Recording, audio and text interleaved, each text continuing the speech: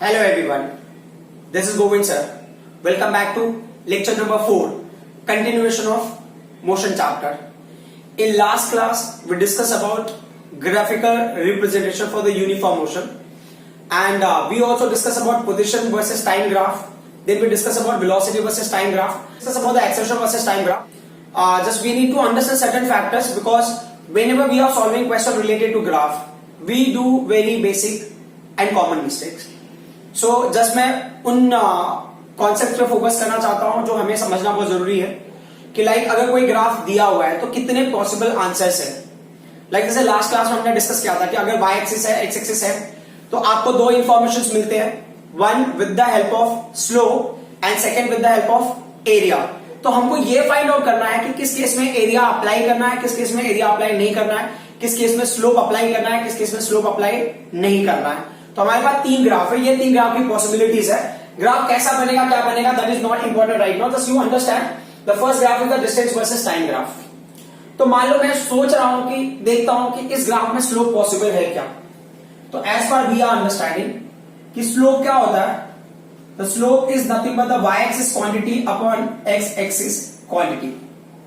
ठीक है, अब यहां पे y एक्सिस क्वांटिटी क्या होगा, y एक्सिस क्वांटिटी है यहां पे distance, y axis quantity is distance and what is the x axis quantity, that is time.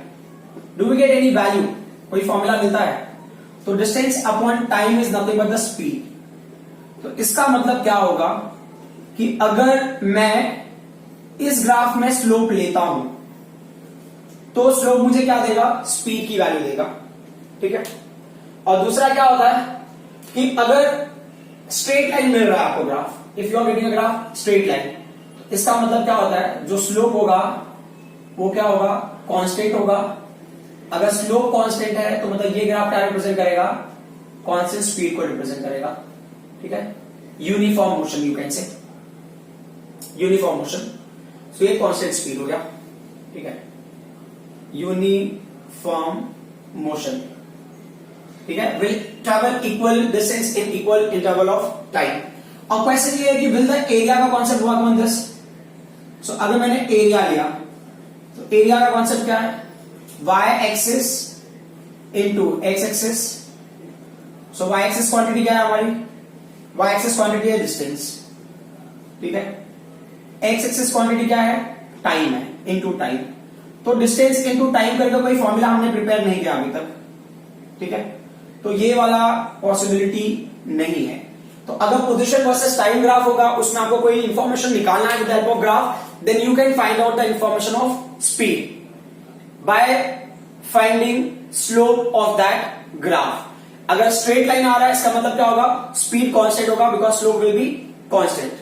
अब हम आ जाते हैं सेकेंड ग्राफ में। सेकेंड ग्राफ में क्या, velocity versus time graph.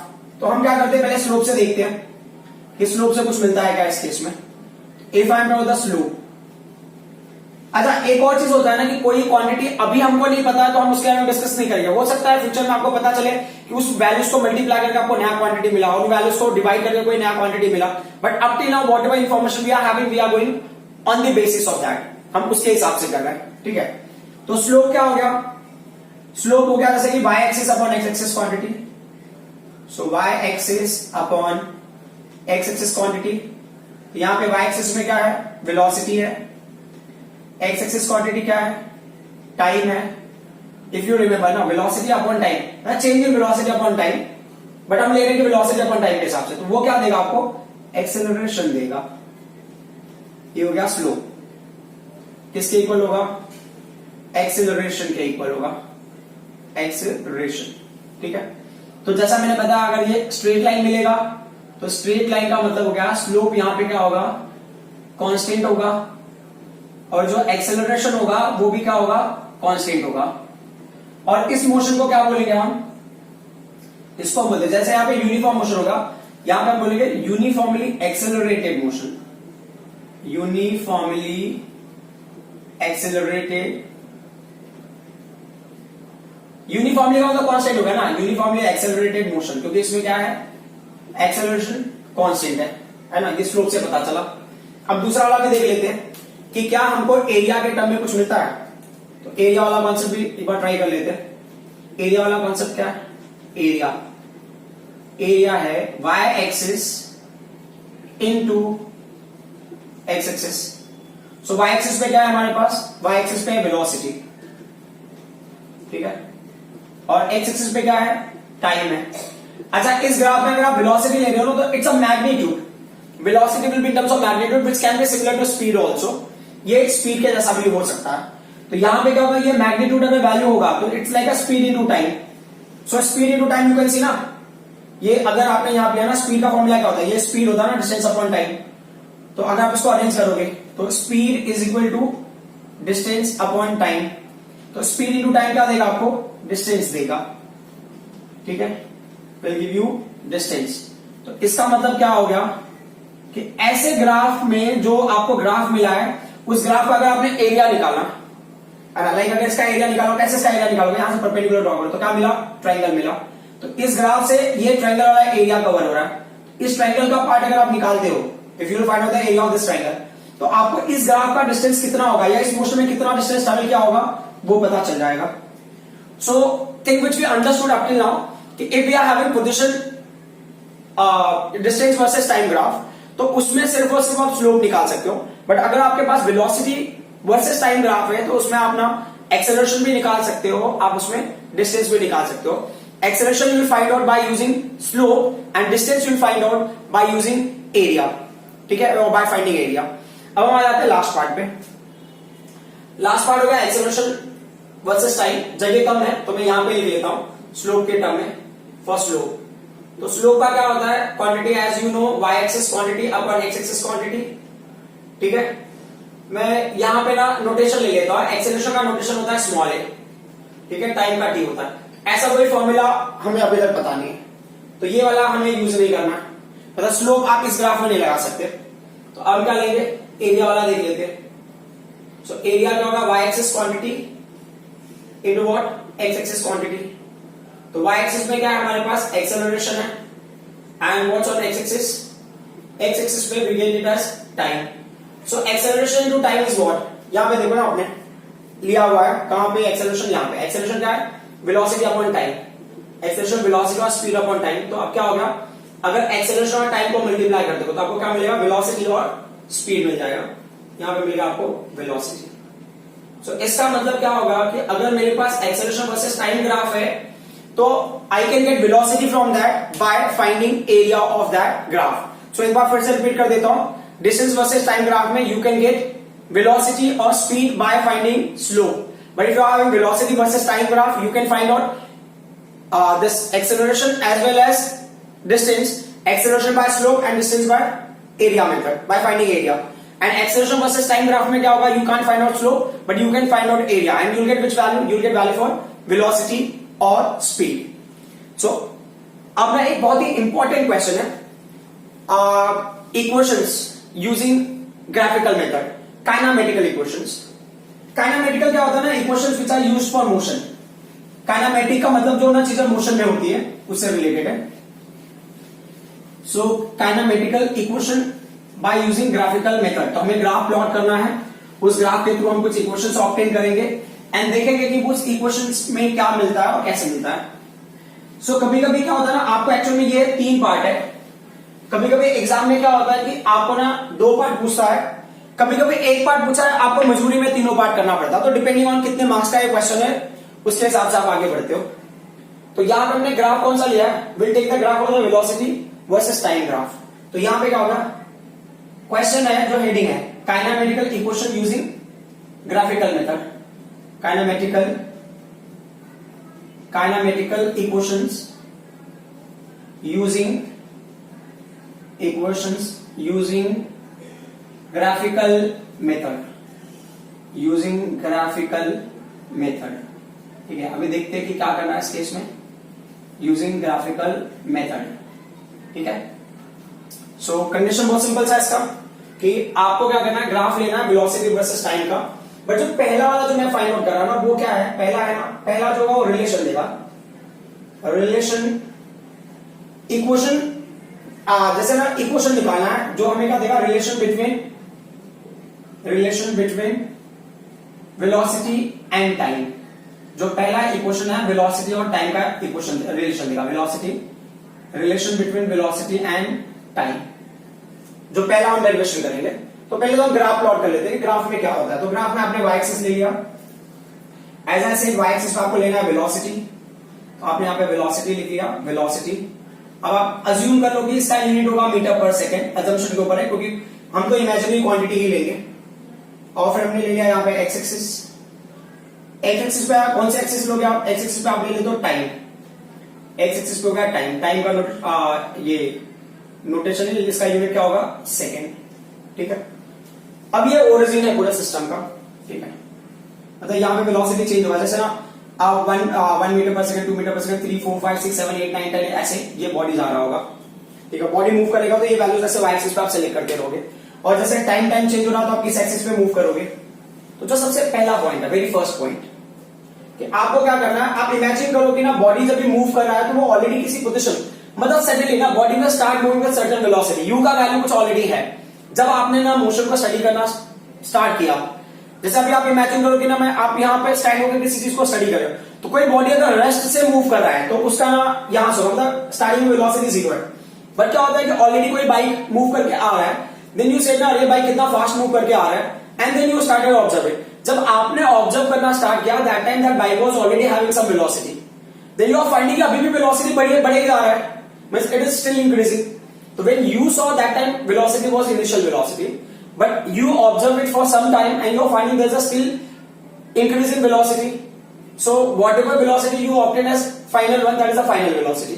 So we imagine कि जब भी आप ना जीरो टाइम लेते हो, when you started studying a particular velocity, that velocity already had value. तो वो जो velocity की वैल्यू थी ना, उसको ये पॉइंट को आप A ले लो, and you imagine कि already velocity की वैल्यू यहाँ पे क्या है, u है, u is the initial velocity. मतलब ये 0 है, जैसे कि ना 1 2 3 4 5 6 7 8 मीटर पर सेकंड, वैसे ये u मीटर पर सेकंड इसका स्पीड है पॉइंट A पे। अब क्या होता है, टाइम कभी क्या होता है 0 सेकंड। अब क्या होता है, बंदा ना आगे बढ़ रहा है, जैसे कि अभी ये टाइम पे क्या होगा, स्पीड थोड़ा और बढ़ गया, फिर जैसे कि अभी ये पॉइंट पे स्पीड थोड़ा बढ़ गया, जैसे कि अभी ये मान लो ऐसा मैंने ग्राफ लिया है, जैसे अभी ये स्पीड इंक्रीज हो रहा है, स्पीड इंक्रीज हो रहा है तो क्या होगा, ग्राफ ऐसे मिलेगा, है ना। इसको बोलते हैं हम यूनिफॉर्मली एक्सेलरेटेड। अगर आपको याद है ना graph, uniformly accelerated graph, v versus time वाला ग्राफ, तो उसमें कैसा होगा कि यूनिफॉर्मली एक्सेलरेटेड। जब यूनिफॉर्मली एक्सेलरेटेड मतलब ना स्पीड इंक्रीज हो रहा है, लाइक ना अभी इस बार 1 मीटर पर सेकंड है, दूसरी बार क्या होगा 2 मीटर पर सेकंड, फिर 3 मीटर पर सेकंड, 4 मीटर, ऐसे स्पीड बढ़ते जा रहा है, मतलब स्पीड बढ़ रहा है, इसका मतलब होगा एक्सेलरेट हो रहा है। तो ये यूनिफॉर्मली एक्सेलरेट मतलब कि स्मूथ एक्सेलरेशन हो रहा है, मतलब ना एक पर्टिकुलर पैटर्न में, लेकिन पहले बार में ना स्पीड 1 मीटर पर सेकंड, दूसरी बार का उसका डबल हो गया, फिर ट्रिपल हो गया, फिर 4 टाइम हो गया, फिर 5 टाइम हो गया, एक पर्टिकुलर नंबर से मल्टीप्लाई होते जा रहा है, वैसा कुछ इमेजिन कर लो आप। तो ये यूनिफॉर्मली एक्सेलरेटेड हो गया। सो यूनिफॉर्मली एक्सेलरेटेड में फॉर एग्जांपल यहां पे था तो इसकी स्पीड ये रही होगी, जब हमने ये टाइम ले लिया तब उसकी स्पीड ये हो गई, जब यहाँ पे ये टाइम लिया हमने तो स्पीड ये हो गई, और फाइनली जब हमने इसका स्पीड ऑब्जर्व किया तो ये यहाँ पे ये पहुंचा इस पॉइंट पे, तो ये होगा इसका फाइनल पोजिशन। इसको आपने ले लिया पॉइंट बी। तो पॉइंट बी को अगर आप इस एक्सिस पे रिप्रेजेंट करते हो, वाई एक्सिस पे, तो what will it represent, Y axis पे इसकी जो वैल्यू होगी फाइनल स्पीड। तो ये जो पॉइंट है इसको आप ले लो E, और ये जो डिस्टेंस होगा ये होगा आपका V का वैल्यू, ये आपको देगा फाइनल स्पीड की वैल्यू, ओरिजिन से फाइनल स्पीड का वैल्यू E पे। तो यहाँ पे वैल्यू जो है ना वो एक्चुअल में यहाँ का वैल्यू है वो V, और यहां से यहाँ का डिफरेंस है V, यहाँ का वैल्यू है U और यहां से यहाँ का डिफरेंस क्या है U, क्योंकि ये वैल्यू हमने 0 ले लिया रेफरेंस पॉइंट, ठीक है। अब ये क्या बोल रहे हैं कि जब ये B पॉइंट पे पहुंचा उस टाइम पे टाइम भी तो कुछ हुआ रहेगा, तो ये यहां से ड्रॉ किया, ये हो गया पॉइंट आपका C।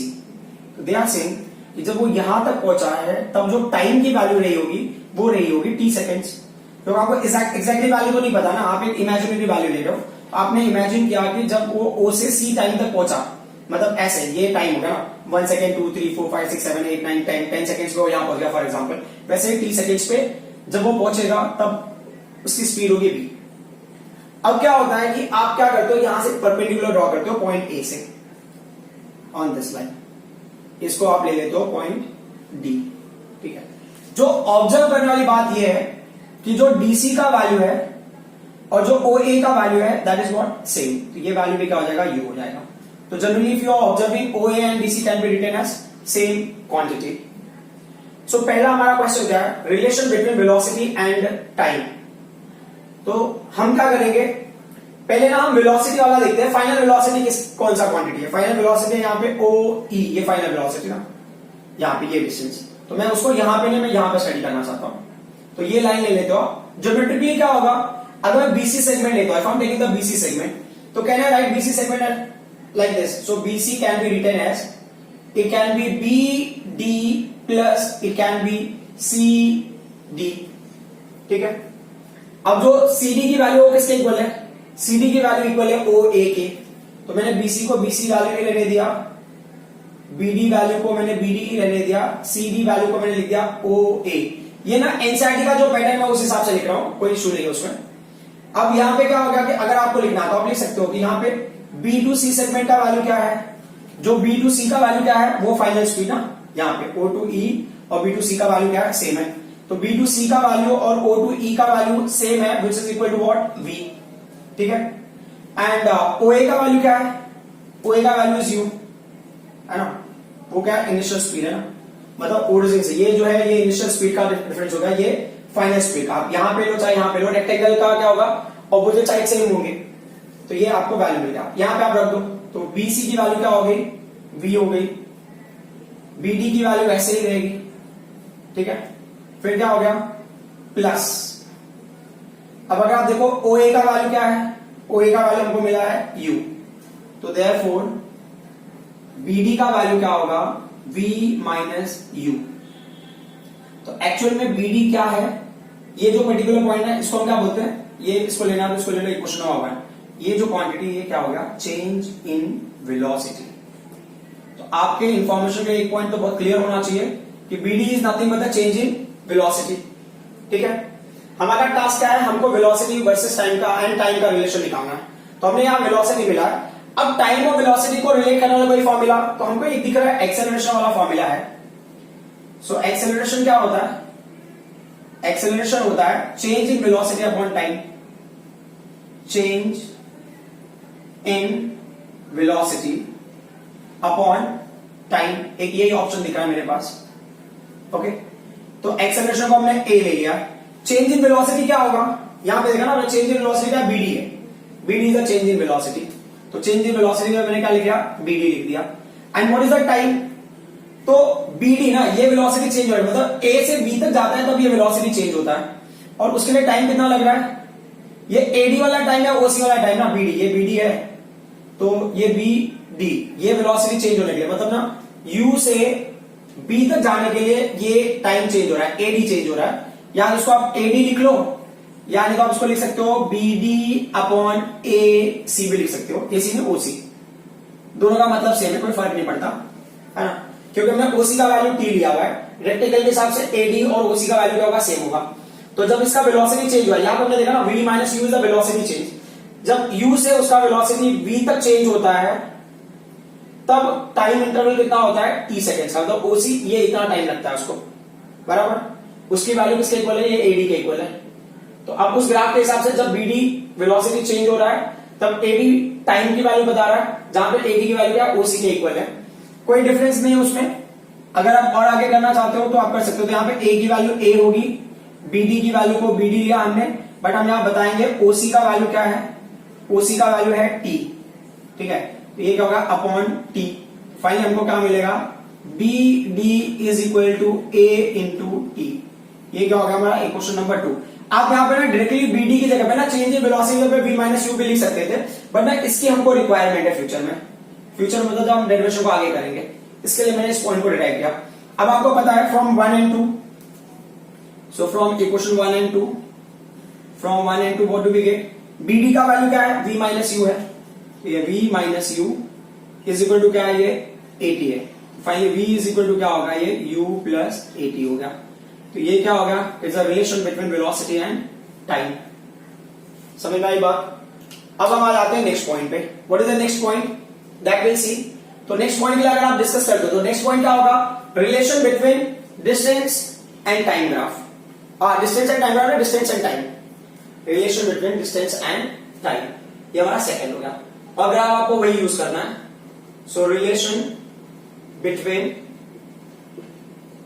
Distance and time, distance and time का रिलेशन निकालना। देखो एक चीज आपको याद होगा, जब हमने ना ग्राफ लिया था इसके पहले, जो 3 कंडीशन डिस्कस किए थे, पोजीशन वर्सेस टाइम ग्राफ, और then velocity versus time graph, then acceleration versus time graph, उसमें से वेलोसिटी वर्सेस टाइम ग्राफ हमको 2 चीजें मिली थी वेलोसिटी वर्सेस टाइम ग्राफ में। एक तो स्लोप से भी आपको इन्फॉर्मेशन मिलेगा, दूसरा एरिया से भी मिलेगा। स्लोप से आपको किसका इन्फॉर्मेशन मिलेगा? स्लोप से आपको इन्फॉर्मेशन मिलेगा एक्सेलरेशन का, अगर आप ग्राफ ध्यान से देखो जो मैंने पहले बताया था। लेकिन वेलोसिटी वर्सेस टाइम ग्राफ में एरिया आपको किसका इन्फॉर्मेशन देगा? डिस्टेंस का इन्फॉर्मेशन देगा। तो अगर मुझे यहां पर डिस्टेंस कैलकुलेट करना है तो मैं क्या फाइंड आउट करूंगा? एरिया फाइंड आउट करूंगा। एरिया किसका? इस ट्रेपेजियम का एरिया लूंगा, OABC ट्रेपेजियम का मैं एरिया फाइंड आउट करूंगा। ठीक है, सो अब यहां पे क्या होगा? आप लिखोगे फॉर्मूला डिस्टेंस, ये जो होगा डिस्टेंस इज इक्वल टू, या distance travel is equal to, distance travel is equal to, ये जो होगा एरिया ऑफ ट्रेपेजियम। कौन सा trapezium? As I said OABC। लेकिन जो ये ट्रेपेजियम है ना, it is composed of 2 structure, एक तो ट्रायंगल है, दूसरा क्या है? रेक्टेंगल।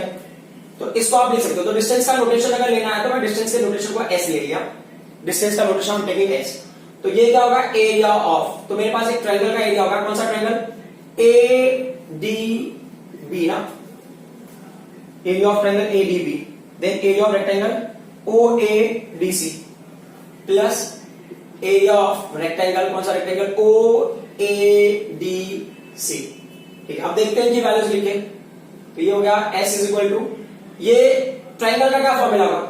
अच्छा, अगर बेटर होगा, ये मैंने आगे पीछे लिखा, पहले रेक्टेंगल लिखना था फिर आपको ट्रायंगल लिखना था, कोई फर्क नहीं पड़ता। तो अगर ट्रायंगल का मैंने एरिया लिया तो क्या होगा? ये हाफ हो गया into what is the base? Base क्या है उसका? AD है, base of rectangle is AD, and what is the height of rectangle? Rectangle का हाइट क्या है? BD है ना, तो ये BD। एक्चुअल में अगर आप ना रेक्टेंगल का पहले लिखते तो बेहतर होता, अब फिर हम ना रेक्टेंगल का ले लेते हैं। तो ये लेंथ इंटू ब्रेथ, तो मतलब OA इंटू क्या होगा? OC हो गया। तो we will take OA into OC। तो अब वैल्यूज को लिखते हैं, यहां पे होगा S इज इक्वल टू, ये हाफ हो गया। अगर आप बहुत ध्यान से देखोगे तो ये जो है ना AD का वैल्यू क्या है? What is the value for AD? हमने AD का वैल्यू कहीं पे यूज किया था ना, AD का वैल्यू क्या है? OC है, और उसकी वैल्यू किसके इक्वल है? T के इक्वल है। तो अगर आपको मेंशन करना था यहां पे मेंशन कर दिए होते तो भी चलता था, AD is equal to OC equal to T। तो हमको पता चला AD का वैल्यू क्या है? T है। अब BD का वैल्यू क्या है? जो मैंने बताया था ना, BD हमें यहां लिखना पड़ेगा। तो BD का वैल्यू क्या है? 80 है। तो हमारे पास AD का वैल्यू, हमारे पास BD का वैल्यू है। BD का वैल्यू हमको कहां से मिला? यहां से मिला, और AD का value and that value is T।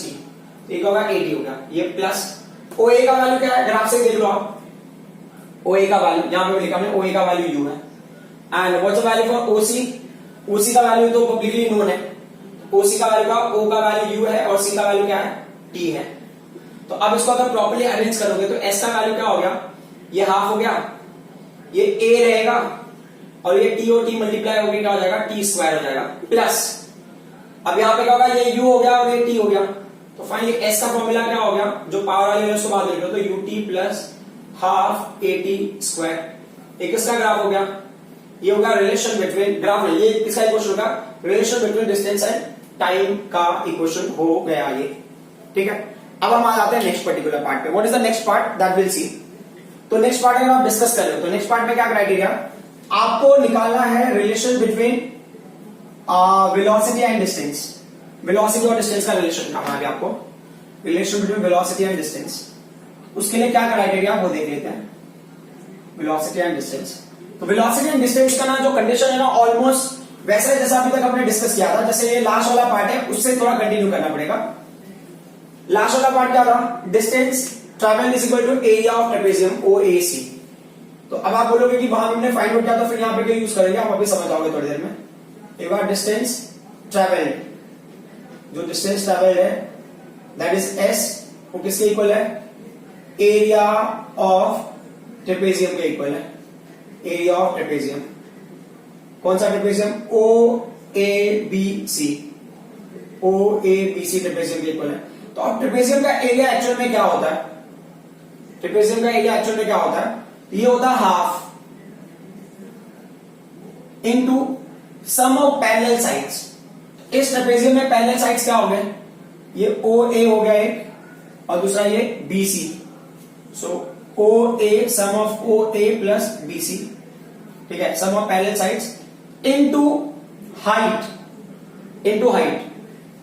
Height actual में क्या होता है, यहां पे हाइट मिलेगा तो जैसे हाइट या separation between the parallel lines, तो ये पैरेलल लाइंस के बीच का सेपरेशन क्या होगा, या तो एडी ले लो या तो ओसी ले लो, कोई फर्क नहीं पड़ता। तो मैंने मान लिया OC, separation between these two lines. अब बोले इनकी वैल्यूज लिखो, इनकी वैल्यूज लिखोगे तो क्या होगा, ये हाफ हो जाएगा। ओ ए का वैल्यू क्या है, ओ ए का वैल्यू यू है, देन बीसी का वैल्यू क्या है, बीसी। सो बीसी की वैल्यू और ओई की वैल्यू क्या है, सेम है, वो क्या हो गया, वी हो गया। एंड व्हाट इज ओसी का वैल्यू, वो टी हो गया। अगर आपको ब्रैकेट में लिखना तो यू में राइट, जो बीसी सेगमेंट है वो किसके इक्वल है, BC segment is equal to OE segment, ठीक है। और वो क्या हो गया, वो हो गया हमारा वी का वैल्यू। तो अभी भी चीजें यहां पे खत्म नहीं होती है। अब क्या करना है, इसको थोड़ा सा हम आगे एक्सटेंड करते हैं। When we are going to extend little more, तो क्या क्राइटेरिया होगा वो देख लेते हैं, ठीक है। When we are extending little more, so we need to see the criteria. अब क्राइटेरिया क्या होगा, सो टाइम का फॉर्मूला ना अगर आपको लेना है तो देखो यहां साइड में लिख देता हूं मैं। अगर आपको याद होगा ना, एक्सेलरेशन का फॉर्मूला आपको क्या मिला था, v minus you upon T मिला था, correct. What's the formula for T, T का फॉर्मूला क्या होगा, v माइनस यू अपॉन ए हो जाएगा। गॉट इट, देख लो आप, है ना। ये हमने पहले यूज किया, पहला वाला क्वेश्चन आप चेक कर सकते हो, दैट्स नॉट इशू। पहला वाला क्वेश्चन ऐसे था ना, v is equal to u plus a t आपको मिला था, यानी तो एक्सेलरेशन का फॉर्मूला अगर आपको याद होगा ना, v minus you upon T होता है, change in velocity upon time. तो t का वैल्यू क्या होगा, v minus you upon T. ये पहले वाले काइनेमेटिकल इक्वेशन से ही होगा। सो अब अगर हम आगे बढ़ते तो क्या होगा, यहाँ पे s का वैल्यू विल बी s, यहाँ पे हाफ विल बी हाफ। अच्छा, ये वैल्यूज को मैं थोड़ा सा आगे पीछे कर लेता हूं, u प्लस बी नहीं, मैं इसको v प्लस यू लिख देता हूं। क्यों लिख रहा हूं आपको थोड़ी देर में समझ में आ जाएगा। Into what's the value for t, t का वैल्यू क्या है हमारे पास, v माइनस यू अपॉन क्या होगा, ये a हो गया। अगर आप बहुत डीपली ऑब्जर्व करोगे ना, when you will observe it very deeply, you will find out ये क्वांटिटी और ये क्वांटिटी कुछ कह रहा है। क्या कह रहा है, s इज इक्वल टू, ये हाफ तो हाफ होगा, this quantity can be written as v square minus u square upon a। अगर आपको याद होगा तो आप देख सकते हो यहां पे एक फॉर्मूला होता है, a square minus b square का वैल्यू क्या होता है, a प्लस b और a माइनस b, बराबर। बस ये उसी मैकेनिज्म को फॉलो कर रहा है, a plus b, a minus b. तो अब उस रूल के हिसाब से अब आएगा 2as will go that side, तो क्या मिलेगा, 2as will go that side, and finally we are getting v square minus u square. तो अब आपका इक्वेशन क्या होगा, v square minus u square is equal to 2as, और ये इक्वेशन आपको, तो ये हो गया आपका थर्ड काइनेमेटिकल इक्वेशन। और इसको आप v square is equal to u square plus 2as भी बोल सकते हो, देयर इज नो इशू। तो अब तक जो हमने किया ये बहुत ही इंपॉर्टेंट फॉर्मूले थे। So we are getting 3 kinematical equations. जो पहला काइनेमेटिकल इक्वेशन है वो क्या है, ये आपको ना 11th 12th में कई बार यूज होगा, मतलब कि लोग ऐसा इमेजिन करके चलेंगे कि इसके लिए आपको सारा इंफॉर्मेशन पता है। तो v is equal to u plus a, first kinematical equation. Second kinematical equation क्या है, s is equal to ut plus half at square. Third kinematical equation क्या है, v square is equal to u square plus 2as। अब एक ना question है कि अगर मान लो यूनिफॉर्म मोशन होगा, यूनिफॉर्म मोशन का मतलब क्या होगा, वेलोसिटी कांस्टेंट। यूनिफॉर्म मोशन के लिए इनकी वैल्यूज क्या होगी फॉर यूनिफॉर्म मोशन, तो देख लेते हैं। यहां देखो, for uniform motion, for uniform motion, uniform motion में क्या होगा, जो u का वैल्यू वो u होगा, जो v का वैल्यू होगा वो भी u होगा। तो जो a का वैल्यू क्या होगा, v minus you upon T, which can be v का वैल्यू इज u का value is u upon T. So finally 0 upon T, so acceleration will be 0। सो पूरे इक्वेशन में ना एक्सेलरेशन को आप रिमूव कर दो, तो फाइनली क्या हो जाएगा, ये इक्वेशन क्या होगा फिर, what will happen to this equation, अगर ये वैल्यू 0 हो जाएगा तो v is equal to u, वही तो कंडीशन है ना, कि अगर एक्सेलरेशन 0 हो गया तो v एंड u इक्वल होगा। लास्ट वाले कंडीशन में देख लो, यहां पर भी एक्सेलरेशन 0 हो गया तो क्या हो जाएगा, v square is equal to u square, जिसका मतलब होगा v equal to u। But एक छोटा सा ट्विस्ट है स्टोरी में, वो क्या है कि अगर मान लो मैं इस इक्वेशन के लिए करता हूं, लास्ट वाले के लिए, लास्ट वाले को मैं क्या करता हूं, जगह का थोड़ा, मान लो फर्स्ट वाले को मैं रब कर देता हूं, ऊपर लिख देता हूं। अगर मान लो इस केस में एक्सेलरेशन 0 हो गया तो क्या होगा, s is equal to u into t. ये क्या हो जाएगा, distance is equal to speed into time. जो था ना स्पीड का जनरल फॉर्मूला हम लेते थे, वो फॉर्मूला अप्लाइड है फॉर द यूनिफॉर्म मोशन। अब तक हम लाइफ में यही इमेजिन करते आ रहे थे कि बॉडी ना यूनिफॉर्मली मूव कर रहे हैं। जैसे आपने ना 7th 8th में न्यूमेरिकल किया होगा, train is travelling with a certain velocity और speed and travelling for 2 hours. अब फाइंड आउट करोगे कितना डिस्टेंस ट्रैवल करता है, तो आप ये फॉर्मूला लगा देते, distance equal to speed into time और speed equal to distance upon time. इनका मतलब ये होता है कि आप इमेजिन कर रहे हो कि बॉडी ना यूनिफॉर्म स्पीड से मूव कर रहा है या यूनिफॉर्म मोशन दिखा रहा है। सो उस टाइम पे ये फॉर्मूला एप्लीकेबल होगा। तो जैसे जब आप न्यूमेरिकल सॉल्व करते हो, जहां पे भी यूनिफॉर्म मोशन दिखेगा, straightforward you have to apply formula s is equal to u t. दूसरा फॉर्मूला यूज करने की जरूरत नहीं है। अब कब v is equal to u plus a t use करना है, कब s is equal to u t plus half a t square use करना है, कब v square is equal to u square plus 2s use करना है, that we will discuss in next class. Thank you very much.